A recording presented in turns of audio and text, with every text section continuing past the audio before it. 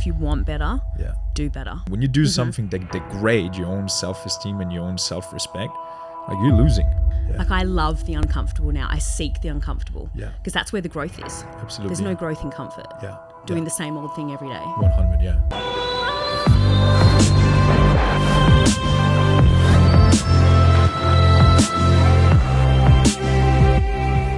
Michelle. Good morning. Good morning.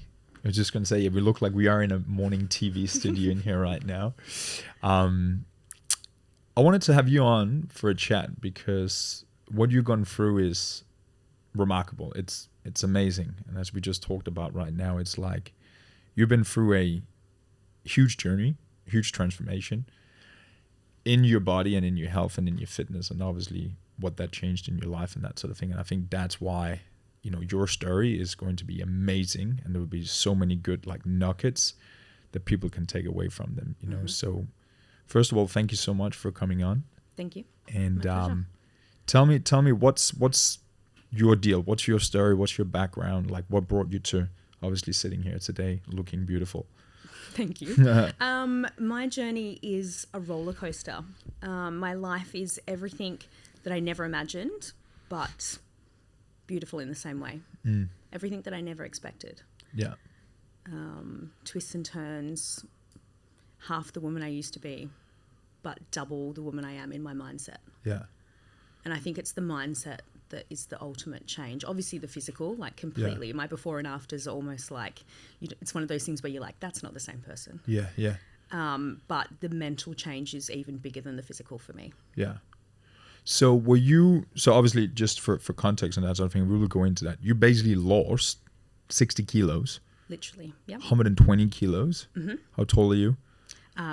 Pushing 160, barely. Exactly, yeah. That's a lot 5 of weight. 4'3". Yeah, that's a lot of weight on a frame like that. You Absolutely, know?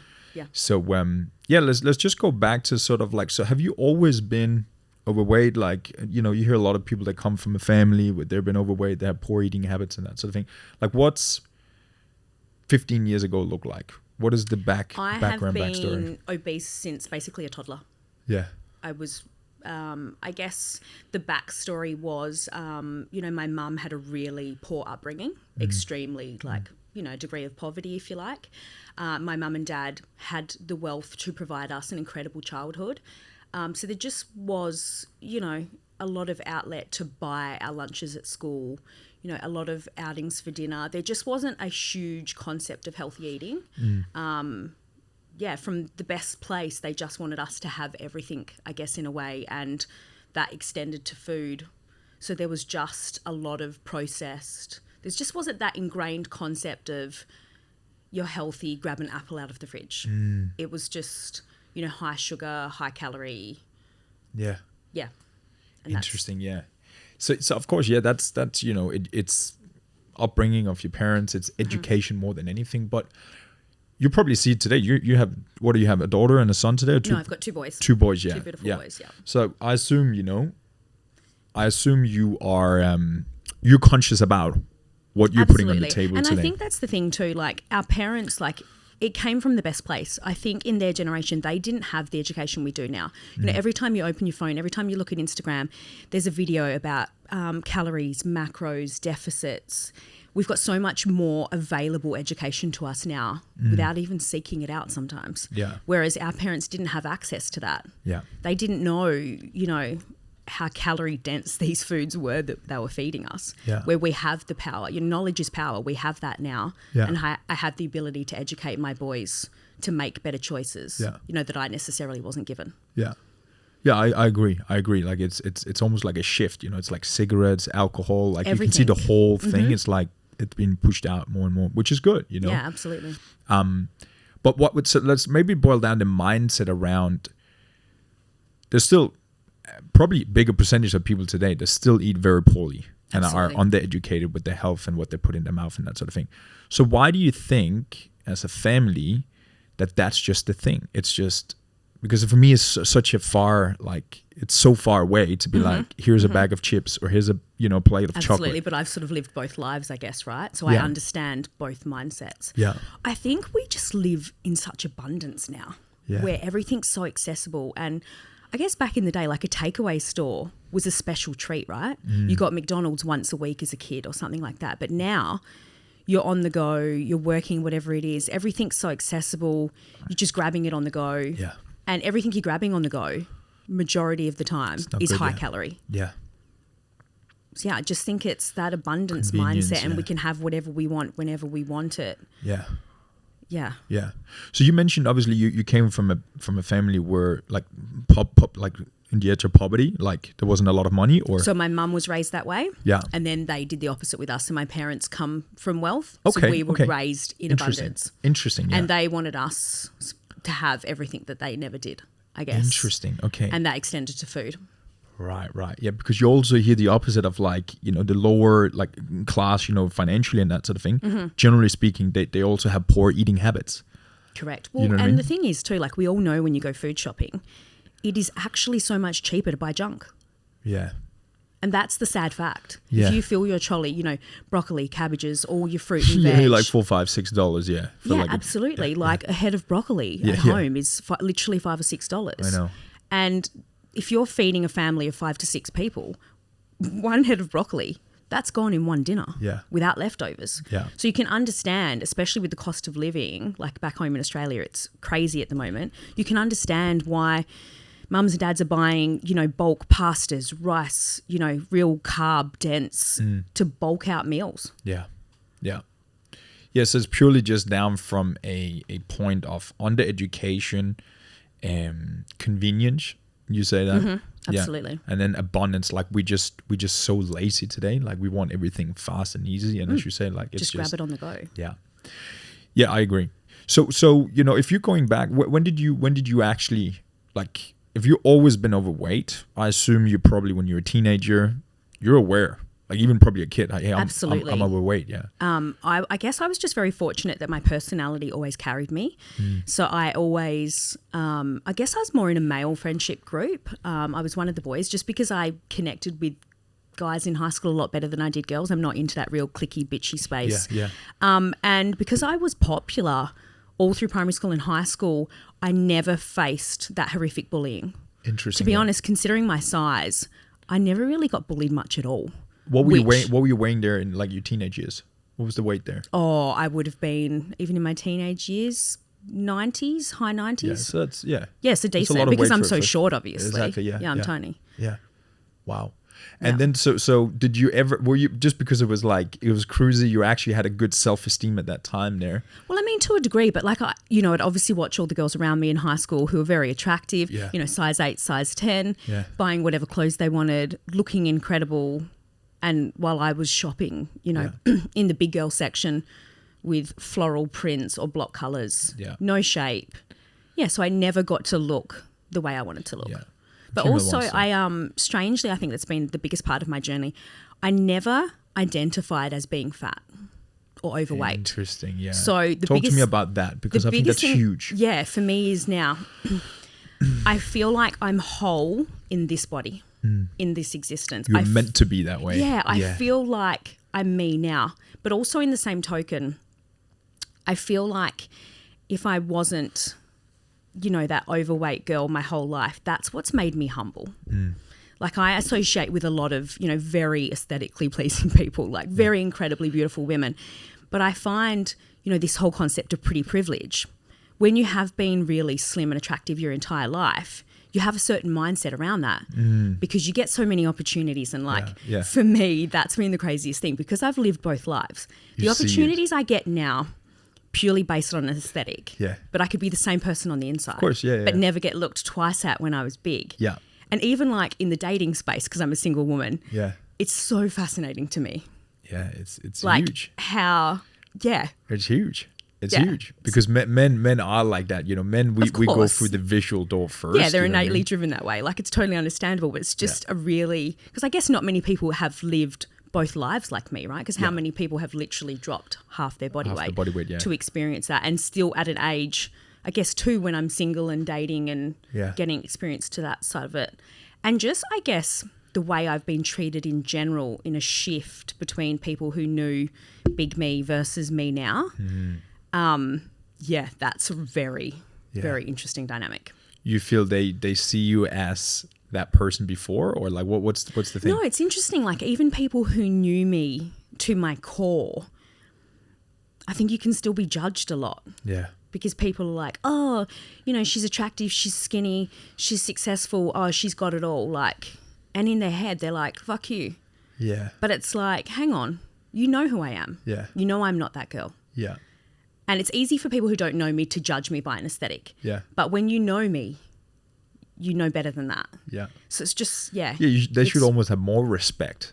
Yeah, and it's You know just what I mean? interesting. I think because I went from, you know, very married, a mum, a homemaker, I had 2 successful companies, you know, with my ex-husband and this real white picket fence family unit. And because I broke that mold, lost half my body weight, got boobs, got lip filler, got Botox, Yeah. completely changed the way I look, my mindset, my drive. It's so much for people to take in. Yeah. Yeah. Yeah, exactly. Yeah, Yeah. they just look at that because that is a classy, like that's a, you know, category of people they see in a certain way. You know, so they basically just judge based And on I that. think like old, you know, overweight me, I was a very, you know, as a people pleaser, I lacked boundaries, you know, and I think people crave the old me in that sense. Yeah. But now I'm this strong, really independent force Yeah. I have no problem putting boundaries in place for myself now. I will protect my energy at all costs. Yeah. And people don't like that too. No, they don't, you know, because they're frightened. Like they're afraid of you because a lot of the times people, like, you know, that like it's the psychology of human beings. It's like if they're insecure about something in themselves, it's very, very hard to be around other people they're playing at a level above and 2 levels above. And especially if it's someone they saw somewhere here before and then suddenly like you're accelerating. It's just envy and fear. Well, and people don't want a mirror held up to them. Yeah, Like exactly. when they're still in the same place that they were Yeah. 10 years ago and you've lost half your body weight, completely changed your career, changed your life. Yeah. They don't want to go, oh, because don't when wanna they look face at that. you, the mirror's right there. They don't want to, no, they want to stay in that comfort. Yeah. Like I love the uncomfortable now. I seek the uncomfortable. Yeah. Because that's where the growth is. Absolutely. There's yeah. no growth in comfort. Yeah. Doing yeah. the same old thing every day. 100, yeah. Yeah, but it's a huge journey you've been on. Like that's why I've never been overweight, you know, but I had a severe drug addiction from the age of 14 to 18, 19, like really bad. Yeah, wow. Like really bad. So it doesn't matter if it's food or drugs Absolutely. or anything. When you do something that degrades your own self-esteem and your own self-respect, like you're losing. You know what I mean? Like you're feeling that hole you're building within yourself. So that's why, yeah, I'm the same. Like preaching the body as the vehicle and as the mechanics to really make this mental change in your life, because when you can Absolutely. pull yourself from A to B and physically see the transformation and the result from that, as for you, And it it's does funny something. when you use the word addiction. I think that's been a big thing in the journey too. I don't think people see food as quote unquote an addiction, Yeah. which it 100% is. For me, like I've never been, you know, an illicit drug user excessively, anything like that. But for me, food was my drug. Yeah. And I guess with illicit drugs, you don't have to be exposed to them every day. Yeah, That's exactly, a choice, right? exactly. But with food, You're there in when your you've got an face. addiction that you have to utilize to survive, Yeah. that's a whole different ballgame. Oh, yeah. Because you're exposed to it, you then have to make choices and you're driven to seek out the drug that you want, Yeah. that high calorie, high sugar. And then you've got to go, no, Yeah. that's not going to serve me. Yeah. But again, it's that addictive mindset. Yeah, it's where in you your face And every you day. have to break that. Same as you have to break a drug habit. You have Yeah. to break that relationship with food Yeah. where it doesn't control you. Yeah. And how do you do that going into a supermarket every day where there's like Correct. food everywhere? Yeah. Yeah. Or going into the, you know, the petrol station when you've filled up Yeah. and there's chocolate Snacks, bars yeah. and muffins and pies. Like just think about and- actually how they are influencing our mind. Like any supermarket, any gas station, it's all sugar, it's But all it's chocolate. like if you're a drug addict, it would be walking into a shop with coke, Cocaine, yeah. ecstasy, ketamine. Like when you're trying to pay for your petrol, you're like, oh, It's true. Like, what am I meant to do here? actually It's is the true. same thing with food, Yeah, like muffins. yeah. It's the same concept. Yeah. Interesting. Just yeah. you know, more socially acceptable, I guess. Yeah. Yeah. Saying like I think I heard in a I don't know, podcast or something once, it's like if you actually invented alcohol today, like if you and I, we sat here and be like, hey, let's start a new business. Let's create a liquor, like a liquor sort of thing that's going to make people completely crazy when they drink it. You couldn't get that approved today. Yep. But it's just because it's been socially accepted. It's probably been created many, many years ago. Same you as know. cigarettes. Exactly. Yep. All that sort of stuff. But what I would love to sort of like dig into with you, because I think it's very relatable to it doesn't have to be someone that needs to lose half their body weight, but people that have that they're struggling with their health and, you know, with the body image and that sort of thing. And food and inactivity is two big things around that. So you said, which I find is very, very interesting, that you never saw yourself as a overweight person, because I truly believe that that is the reason why so many people struggle with it long term, because they've always been overweight and they see themselves as that person. So walk me through the addictions to food, to the point of like, hey, I need to change, I want to change, and you probably tried to change a few times. Absolutely. So try to walk me through that to then the day when things changed. So as I said, like I've always been excessively overweight, and I think like anything, so I'm a pediatric nurse by trade originally. So I did a lot of work around the development of the brain, and all your essential programming happens between 0 and roughly about 4 years old. So your brain is a computer. So in my early developmental years, I was programmed to eat high calorie, horrific foods. Yeah. So you're raised with that. That's how your computer's been programmed. So I've now had to spend all this time essentially reprogramming my computer. So every time I walk into a food court or a restaurant or whatever it may be, I'm innately driven to choose the fried, the really bad thing. shitty, deep fried, high calorie foods. Yeah. And then I have to go, Michelle, no, that's not going to serve you. You need to make a better choice. You can eat that food and you can be that person, but who do you want to be? And every single time I put food in my mouth, I have to make that choice. So even this many years on, it's a daily conscious choice every single time I put food into my mouth. And I think that's, so I guess for context to the story so people understand. So I'm 36 years old. I have been excessively overweight all my life. I had gastric sleeve surgery in 2016. So this was not done, I like to be super honest about that. I had weight loss surgery. So sleeve gastrectomy is where they essentially cut off 80% of your physical stomach. Yeah. So they turn what is a kidney bean shape basically into a really cylindrical, just a tiny tube. Right. So basically my food portions are that of a toddler, I guess, which was instrumental for me in my journey. It's almost like trying to get over a drug addiction without going to rehab.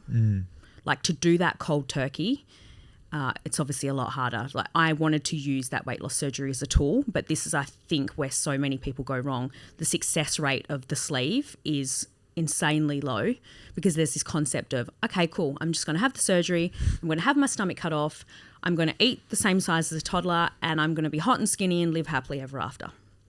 So just in the group that I'm in, when I got sleeved, we were put into a group to support each other. There was about 150 people in the group. So to date, the people who got to goal and have kept it off, of that 150 people, I'd say there's maybe 10 of us. What's that in percentage? That's like less than 10, but 5%, 3%? That's what I mean. It's insane. Wow. So unless, but two, like the psychological support surrounding the surgeries, they get you in.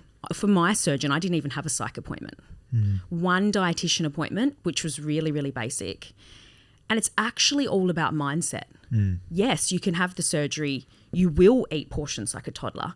But again, even though I have no stomach or 20% of a stomach, if I got up and had a Mars bar for breakfast, a smoothie at morning tea, Still getting your calories. calorie-dense sandwich at lunchtime, even though you can only eat very small portions, you can still 100% get a full adult caloric intake in a day.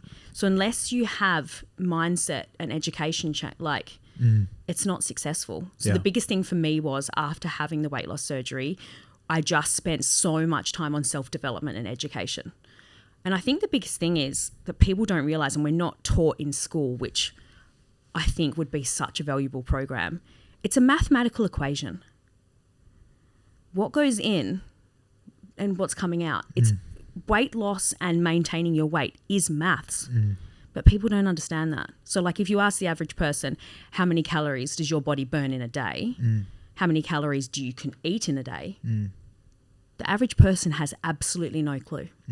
But they understand the concept. Like they understand I shouldn't be eating too much, but they don't actually know the math. So I educated myself to a degree where I can now look at food and know how many calories I'm consuming. So I don't obsessively, I'm not, in eating disorder phase where I'm like numbers and obsessive calorie tracking. I just did all the work in the beginning. Yeah. So I have that basic education where I go, okay, that's a bit naughtier than what I would normally eat. If I'm going to eat that for lunch, I'm only going to eat that for dinner and have that balance. Yeah. Interesting. Yeah. So because I agree with you. It's all mindset. You know what I mean? Mm-hmm. So how do you, because it's a good angle with it's calories in, calories out, kind of like people, I've heard that before, Yep. but they don't follow it. And I think the reason why they don't follow it is, one, they don't understand it. Like, I don't know how much there's in here. And like, I don't even want to track. I'm eating out in restaurants like half the time. To then, what are the reasons for why people are actually falling off track again? Like, maybe you can talk a little bit about that, like the emotional triggers, like the comfort, the identity, the people, the circles we're in. Like, why do you feel people are struggling so much to actually break it when they kind of know what healthy food is and they shouldn't eat too much? Like, what is that shift people need to go through? I think it is, for me, because sometimes I think when you're a bigger person, sometimes you could eat quote unquote healthy for 2 days, not see the scale move, and you go, shit, I ate healthy for 2 days. Why aren't I 2 kilos down? Yeah. And it's just that we live like in a world of instant gratification, right? So when you're eating healthy, and it's a big deal for a big person to eat a lot less calories than they normally would. And then when you're not getting that scale move that you want, and then stress happens at work, or the kids are driving you crazy, or, I'm just going to open that packet of Tim Tams and get stuck into it. Yeah. And I think that's where the weight loss surgery was instrumental in that. Because you had such extreme restriction in the beginning, like for the first 2 months, you can barely literally consume anything. Just hurts like when you do it, or? So you basically go back to newborn phase where you have to learn to eat again. Wow. So you go back to liquids. It's an insane journey. The boys are feeding you at home. So when you first have your stomach cut off, they essentially staple the whole way down inside the surgery. So you can only have, I think I could only have ice chips for 2 days. Then you slowly go back to water. Then you can add, juice. And then you've got to go back to soft foods. Yeah. Eventually soft foods become sort of chewable foods. Yeah. So for that first 2 or 3 months, you're literally consuming next to nothing. So you lose rapid amount of weight. Yeah. So And you see the then- results? Yeah, absolutely. So I That's the lost key all thing. my weight in 8 months, Yeah, wow. which is insane. That's a lot. 60 kilo in 8 months. Well, 50 kilos Yeah, and yeah. then about another 10 with Yeah. my weight loss surgeries. Yeah. So when you're seeing those results, Yeah. you're then like, yes. Yeah. You're getting up the next Yeah, day. yeah. You're weighing yourself and you're like, Bang. I'm not eating crap today because look at that. Yeah. Yeah. And I think Yeah. that's where weight loss surgery plays a huge part, because when you're a food addict, you're like, oh, okay, Yeah. I'm getting results here. Yeah. Whereas I think, It doesn't change, so fuck it. when Yeah. people are doing it organically without the weight loss surgery, because you've got to have so much restriction for every kilo. And, it's you 12 weeks before you're seeing significant results. And for a really big person that eats really unhealthily, 8 to 12 weeks is a lifetime to us. Yeah. Yeah. Yeah. Yeah. So that's where, Yeah. and I think there's so much stigma around weight loss surgery. Like the amount of people that have said to me, oh, you took the easy way out. Yeah. Yeah. But it's. And it's like, and then I explain to them, it's an addiction. Yeah. It's like saying to a drug addict, oh, you went to rehab. Yeah. Oh, you cheater. Yeah. Yeah. Yeah. It's yeah, like, basically. if you're morbidly obese your whole life and there is surgery that you can use as a tool, that's the biggest thing, to use it as a tool. I hate that there's negative stigma around that. Yeah. Why wouldn't you take that opportunity? Yeah. Like for me, it was the game changer. Yeah. I used the tool, and I used that tool every single day to stay fit and healthy. Yeah. And- How did you get to that point? So when did you have it? How old were you there? The surgery? 2016, so I was about 27, 27, yeah. something So like what were you doing from 20 to 27? Like what was, that. I was getting married, having babies, running companies. but no weight loss journey there?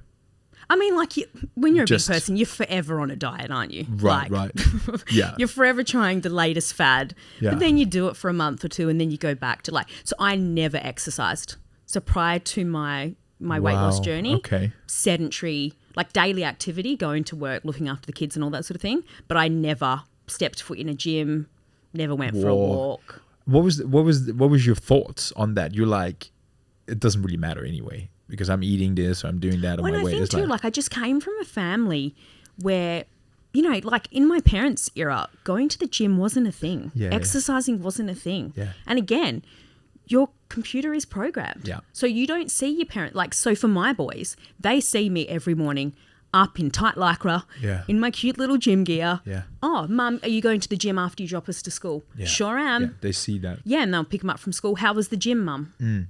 So they see that active, fit mum. They see me. Like, my boys understand about protein. Yeah. My boys understand about carbs. Yeah. They're fit? They're not. They're not. But there's, I guess, extended issues behind that. Yeah. But in my time, so I'm week on, week off with my kids. So in my time, there's a lot of education around that. Yeah. But not necessarily Right. when they're not with me. So So it's you just, feel like they have two sides. Like they're like, yeah. How old are they again? 8 and 10. 8 and 10, yeah. But Yeah. I'm not overly concerned in terms of I know the education and the concepts that I'm teaching them, and Yeah. they reiterate it to me all the time. I Yeah, yeah, know yeah. I've ingrained the understanding Yeah. that when they are making choices for themselves when they're bigger, Yeah. I don't believe that they'll be overweight Yeah. when they're, Yeah. because they've got the foundations there. I didn't have the foundations. Yeah. I'm programming their computer to know better. Yeah. Yeah, the reason why I'm asking is because you know, my sister as well. She's 34. What are you born? 90 or I'm 81? 88. 88. Yeah, 36, yeah, yeah. She's from 90. Yeah, and she got two kids and that sort of thing as well. You know, and you know, not to go into deep story and that sort of thing. Mm-hmm. But my sister's always, you know, also worked on herself in regards to that area. You know, and it's been a little bit tough sometimes, you know, to get it off and then getting into different routines. And now, for example, she's had the new one. You know what I mean? 2 years ago, and her son is.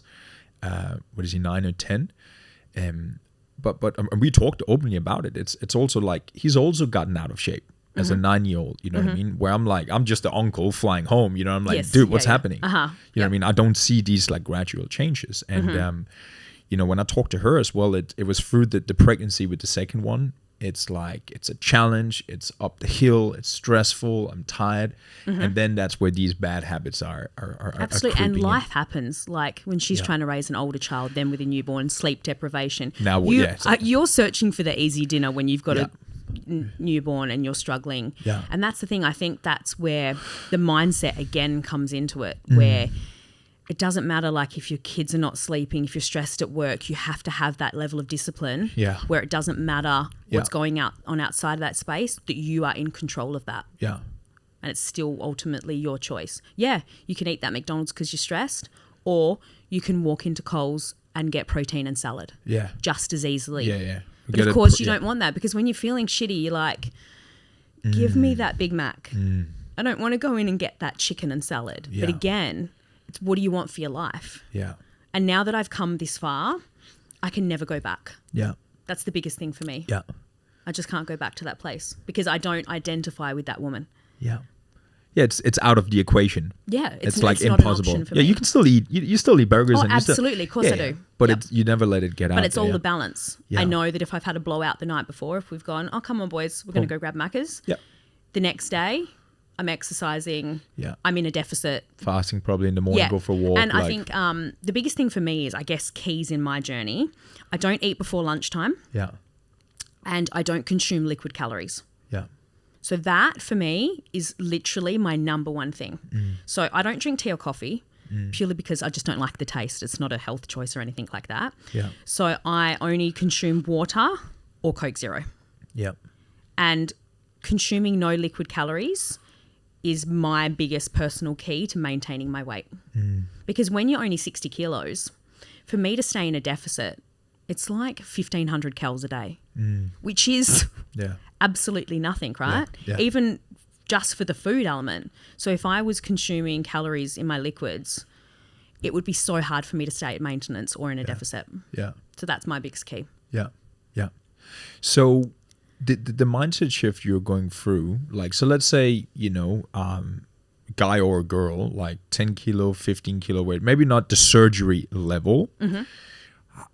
What would you teach those, or how would you coach that individual to get to the point of change?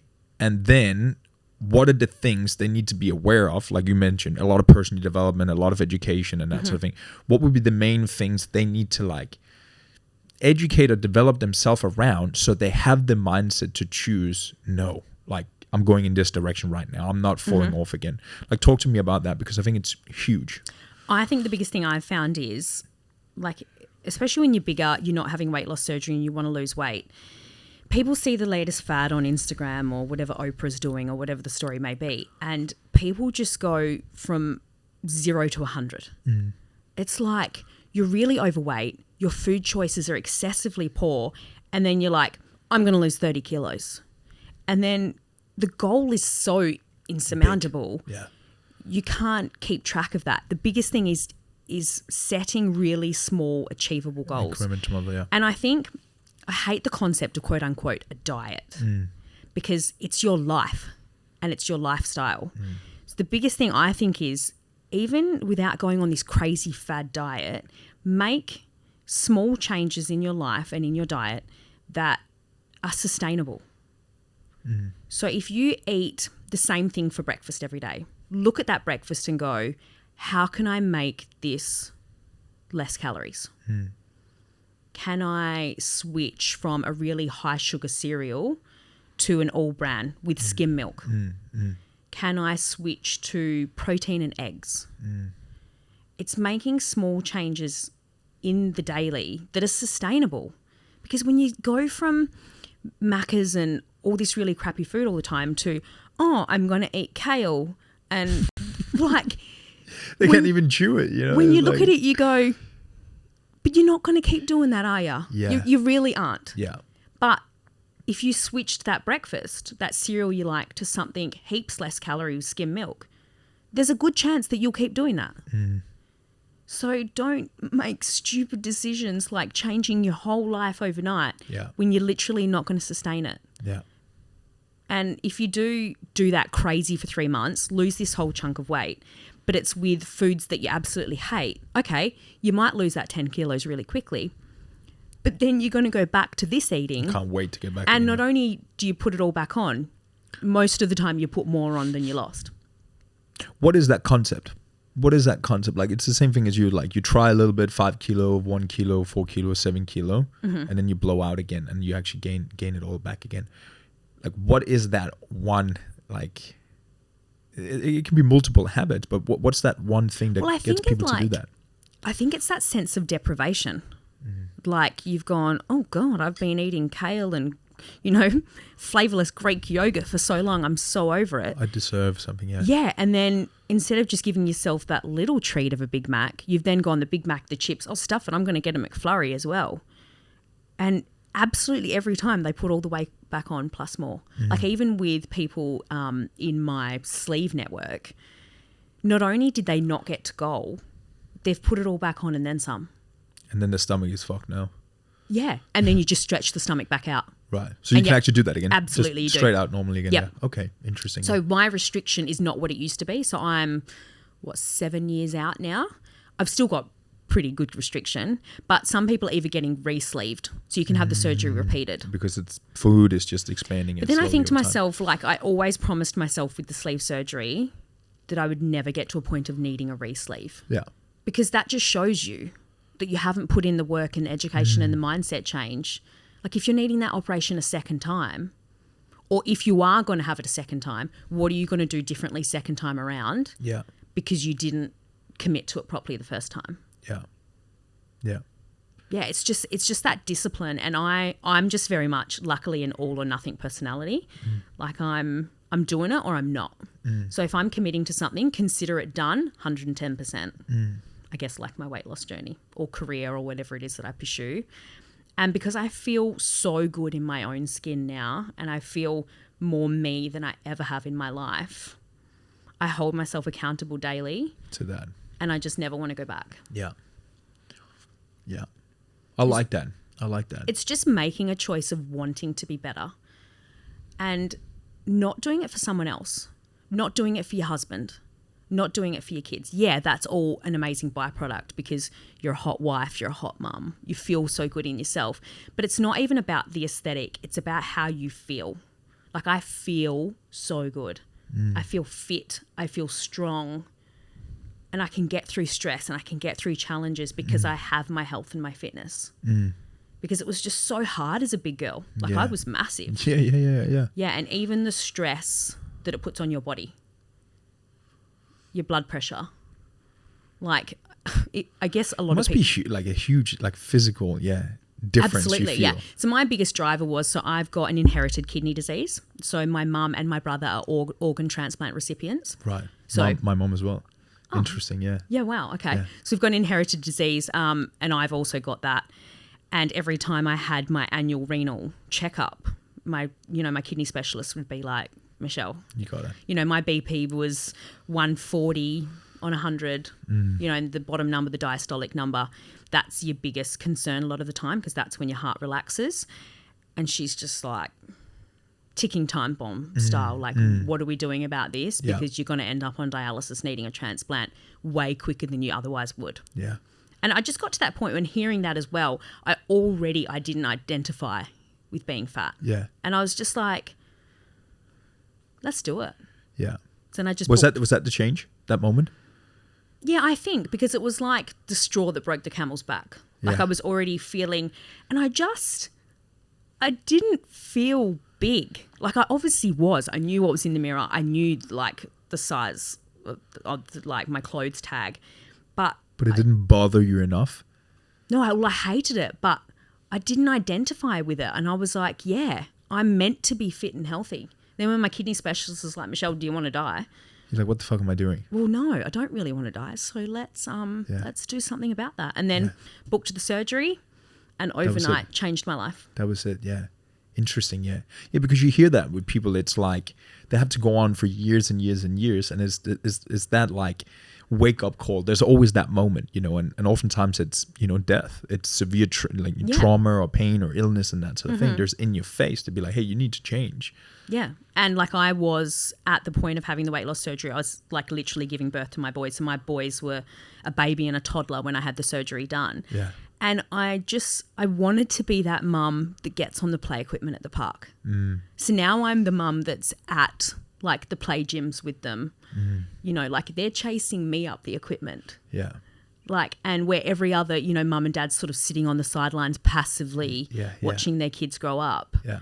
I'm in there. I'm on the footy Playing oval with them. them. I'm engaged in whatever sport it is they're doing. Like, and I love that because it gives me another element to share time with my kids that So good. that I wouldn't if I was the person of old. Yeah. Love that for you. And I think, like to touch on your like the surgery thing as well, it's like obviously I'm in the coaching space. So basically what we do and what we sell and what we help people with is accountability more than anything else. Knowledge, of course, how to eat, how to train and stuff, but it's accountability more than anything else. You know what I mean? So also hearing what you're saying, it's almost like you had that surgery. You obviously paid.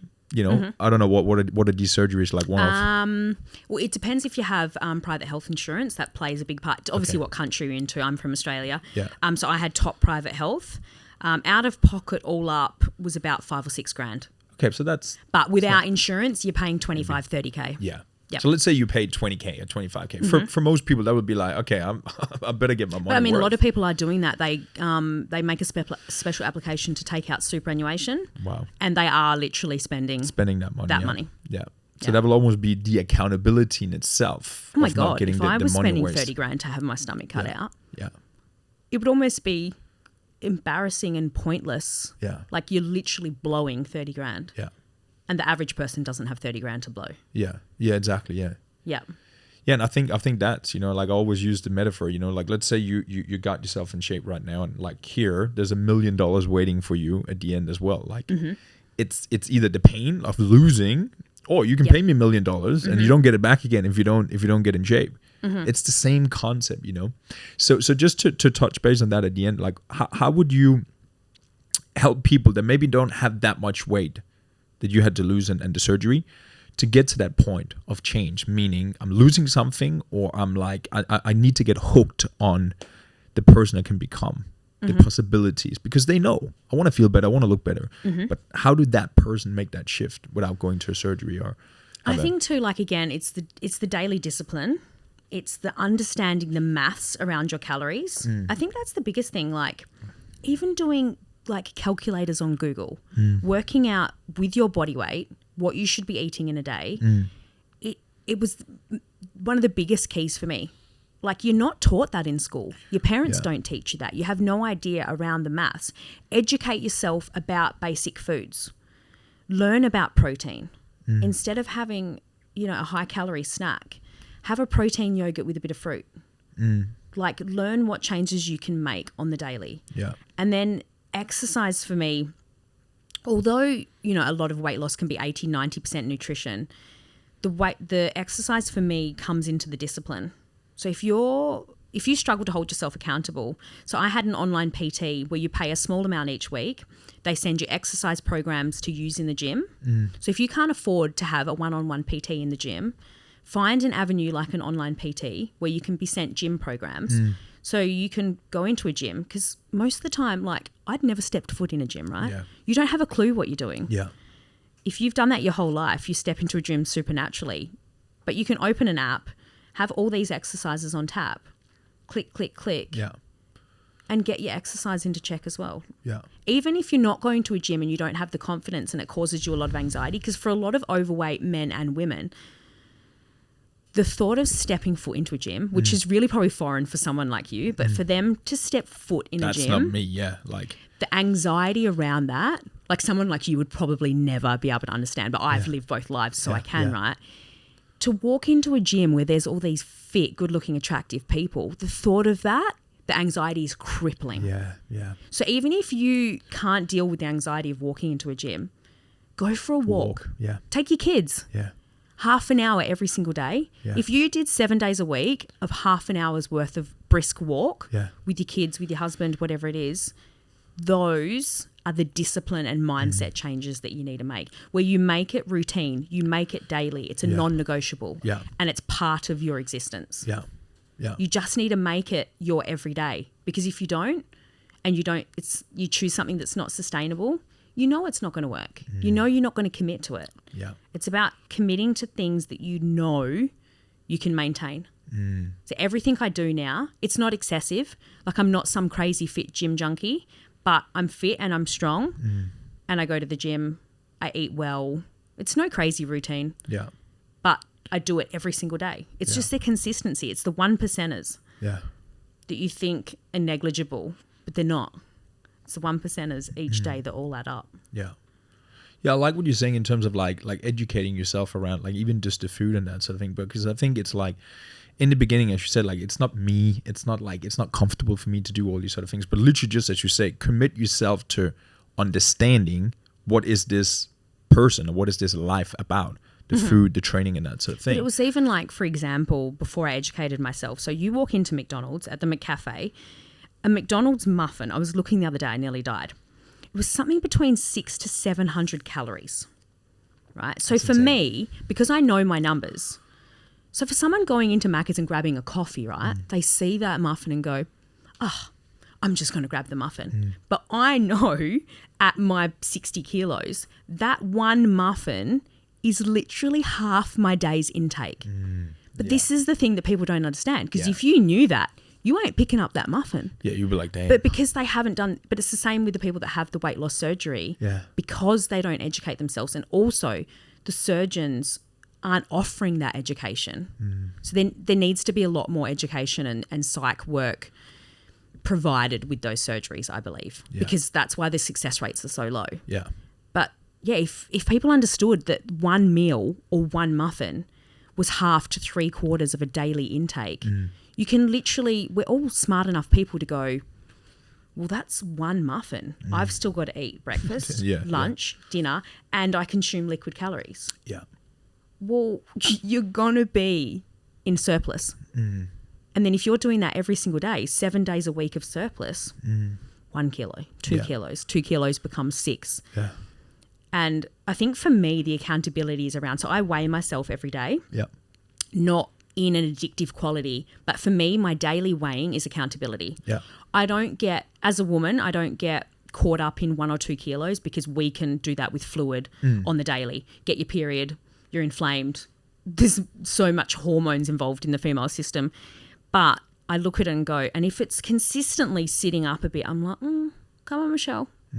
You need to rein it back in, big girl. Yeah.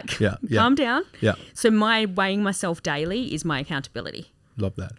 Yeah, I don't think we need to be scared of the scales and scared of numbers, because knowledge is power. That's my daily accountability. It's not about, and I'm not caught up in the number of, I never have been like, oh, I'm going to be happy when I'm 60 kilos. No. You need to switch up that mindset around the numbers. How do you feel in yourself? Don't worry what the scale says. If you're 65, 60, 80, whatever it is, are you a healthy weight? Do you feel fit and strong? Like, don't obsess over the numbers. Yeah.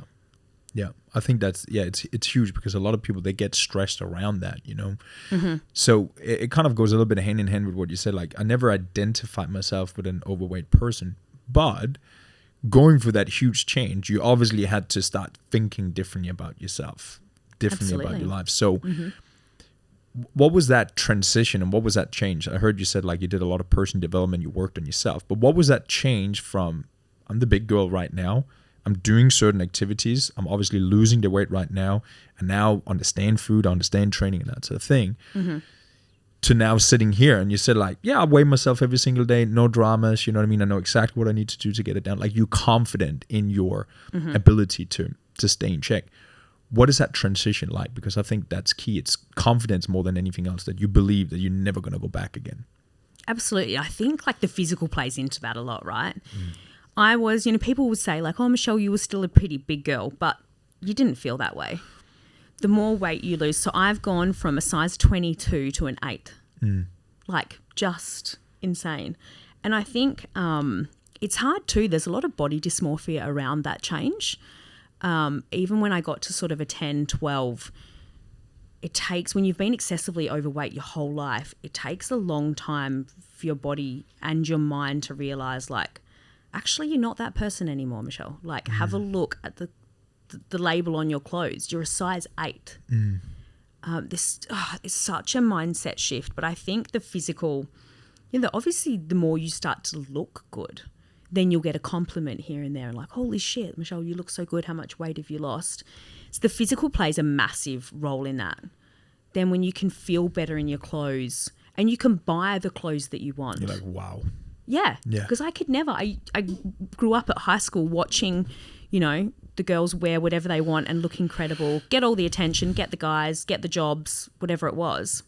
And just the opportunities that open up when you're fit and healthy and you get that confidence and your self-esteem back, it's just a whole different life. Yeah. You get quite addicted to that then, don't you? Like, absolutely. And that's why I could never go back. Yeah. Like, never. And that's why that daily accountability is so important for me, because I've fallen so madly, deeply in love with myself now. Love that. And I think that's what it is. There's so much self-love involved with the journey. And it's not, doing your journey for someone else or relying on happiness from an external source. Like, finding true happiness within yourself. Like, I've been single for 5 years. I'm so okay with being alone. I'm so comfortable in my own skin. Yeah, it's just knowing who you are and what you want. Do you want to be big again? Eat the Big Mac. And then what? Yeah. And then what? And then what? Yeah, exactly. Then you'll feel shit about yourself. Yeah. You'll lose confidence. Yeah. You won't be that person at work. You won't be the mum or dad you want to be. You won't be the colleague that you want to be, the boss you want to be. What do you want from your life? Because you're the only one that's in control of that. Yeah. Nobody else is feeding you. Nobody else is putting that spoon in your mouth. Yeah. Like, that's on you. Yeah. Do you do you think about your kids today? Do you think about career and that sort of thing as, if I would want to go back and do that again, like, what's going to happen to my kids? What's going to happen to my career? Or are you more thinking about like, it's just, I don't know. It's like, as you said, like, it's your confidence is so good today and your self-love is so good today that it would be like a completely like, it would be a disservice to myself. Yeah. And to my kids. Yeah. Like, I want to be, like, they see this mum who's unstoppable. Yeah. Like, and then, so I just worked one-on-one with Novak Djokovic. Yeah. Like, insane, mind-blowing opportunities. Yeah. Because I'm the person that I am now. Yeah. I'm showing them that you can achieve anything you put your mind to. Don't let someone tell you no, that you can't get that job, that you can't lose that weight, that you can't get that girl, because you can. And persistence is key. Like anything, like say in career, you might be shooting for a position that's like so far above you. Yeah. But if you get into a job, you stick at that job for 3 years, you get a promotion, you get closer and closer and closer. Find a way to get it done. Yeah. Yeah, and I think that's a key for my journey, like with my boys, to see the way they look at me and they go, oh, Mum, like you going to the gym when you drop us off at school? Yeah, I am, babe. Yeah. Going to go smash a workout. Yeah. That's what Mummy's doing. Yeah. So it's self-fulfilling to your own mission. Like it's Yeah. like, yeah, it's having And they a just positive see effect. me love myself and they see me commit Love that. to maintaining this life. Love that. Yeah. And I know that I'm instilling that mindset in them and that when they're making their own choices, Yeah. like it's even, I had a mate look after me so I could do the radio gig last week and he took them out for a special treat. So he took them to McDonald's for dinner and he's so funny. My bestie said to me afterwards, he's like, yeah, I let him order through the window. And I said, yeah, what did he order? And he goes, oh, Coke, no sugar. Yeah. Yeah. And that was in an environment where he was allowed to have a blowout. Yeah. Mum wasn't there policing it. Yeah. And every single time and time again, when I'm not there to police it, they, off their own backs, are making high protein, low sugar choices Yeah. just because of the mindset that I'm instilled in them. And they're there without me. They could have the Fanta, they could have the ice cream on top of the McDonald's dinner, but they're not. Because, and then my son come to me, he's 10, he's like, Mum, I chose the no sugar. Like I didn't get this and I got a small, like you, whatever. And I'm like, babe, I'm so proud of you. Yeah. That's awesome. And he loves that. Like, Mum, look Yeah. at the good You wanna make you choices proud that I as well. made. Yeah. Yeah. Yeah. And it's even like, take your kids food shopping. Yeah. Stand and look in the aisle and discuss different options. Talk about, okay, boys, you want that, but what might actually be a better choice? What might be better for our health? And that's what I do with my boys. Yeah. Yeah, it's just about, like, if you want better, do better. Like, that shit ain't going to happen for you. Yeah. Nobody's doing that for you. Get it done. Yeah. Do you believe everybody wants to be better? Yeah, but nobody wants to put in the work. Yeah, I think so. I think everybody deep down believes like I'm meant for something. Like I should pursue something. I should do and I something. think that's the frustrating part for me, like, especially with my journey, you know, going from what I used to look like to what I look like now. You know, there's so much envy and there's so much jealousy and like, oh, she's got it all. Yeah, because I fucking work for it every single goddamn day. If you want to look like me, if you want to be fit, if you want to be healthy, if you want to be successful in career, put the same amount of work in as me and then come and talk to me. Don't sit on your couch looking at me through Instagram and go, oh, like use me to fuel you. Get off the couch. Yeah. If you see me on the treadmill at the gym, use it as a trigger. Like, oh shit. Like, yeah, just don't judge until you're going to do better yourself. Yeah. And what I hear you see, like the key takeaway is really just like, and I truly believe in that as well. It's like you are the best investment. You are the best vehicle to improve, to constantly work on, to constantly make better, because you then become better to other people and you can pursue bigger dreams, you know. So, and I think that's a key thing I've found, especially with mums. You lose so much of yourself when you become a mother, and you know, you invest so much time and money in your kids and you want the best education and the best schools and the best opportunity for your kids. And then whenever it comes to like booking a course for yourself or going to get your hair done or your nails done or whatever, oh no, like we can't afford that. I can't afford. It's almost like saying out loud, I'm not going to invest in self-development. Yeah. It's like, if any mums listening, like, I am the best mum I can be because I pour so hard into myself. And I get judgment for that, like how much I put myself first. But my boys get the best of me when I'm pouring into myself. 100. You can't pour from an empty cup. So many mums are running on empty. Invest in yourself. Yeah. Like, how good do you feel when you leave the hairdresser? Yeah, exactly. Like, your husband's out blowing it on whatever. Yeah. You know, the kids are in the best clothes in the best schools. Yeah. And you're there with, 6 month, grow out because you haven't given yourself that treat. Like, invest in yourself. Book that course. Like, the amount of money and time that I've spent on self-development is the reason why I'm here. Yeah. What would you say? What's the key things, like, just before we wrap up here? What are the key things that you have developed over these years that, like, from a person development standpoint, there is the result of you being here right now? I think it's listening to podcasts. It's listening to David Goggins. It's finding someone who you relate to, who you feel inspired by. Listen to that podcast in the background after you've dropped the kids at school. Constantly do things to change your mindset. Engage in like breath work is incredible. Book different classes at the gym. Join a book club. Do things that fill your cup. Yeah, just constantly work on yourself. Cheating. Yeah. To be a better version of you. Yeah, I agree. Like, even ourselves, we brainwash ourselves in a negative direction if we don't take control over it. You know what I mean? Like, Absolutely. You wake up some days and you're like, damn, dog, like, I can't do what I'm going to do today. And you're getting yourself into these headspaces if you don't pull yourself out. So I'm very huge on that as well. And it's so much around self-talk. Like, if you know when you can find a woman that says to another girl, oh, like, your dress is fabulous, your body's looking so fit, you're looking so good. But then they've looked in the mirror that morning and gone like, oh, girl. Yeah. Like, be really conscious of the way you talk to yourself. Yeah. Because you are your own mindset. If you get out of bed and you're like, bitch, we're going to smash this today. Look how good you look. That self-talk is so important. If you wouldn't, like, the stuff that people say to themselves is so ugly sometimes. It's like, would I say that to you? Like, oh, Simon. You should have put pants on. Like, if you wouldn't say it to somebody else's face, Yeah. why be so cruel to yourself? Yeah. Like, just be really conscious of what you talk about in your own mind. Like, self-talk and those intrusive thoughts Yeah. are key to how you conduct yourself in a day and what you achieve. 100. And Yeah. that is like, like when you brainwash yourself and you put just a podcast, just do that for the next year. Like every day. Absolutely. Like, instead of all that, like, this concept of I don't have time is bullshit. You do have time.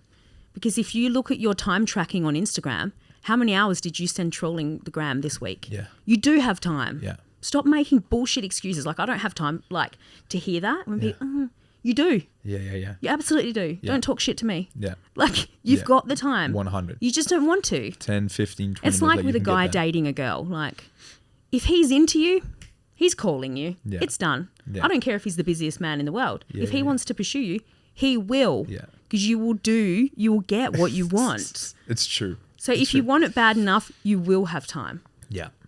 I agree. Yeah, so quit with 100%. the excuses above anything else. Yeah. Like, quit with the bullshit self-talk of, oh, I can't. You can.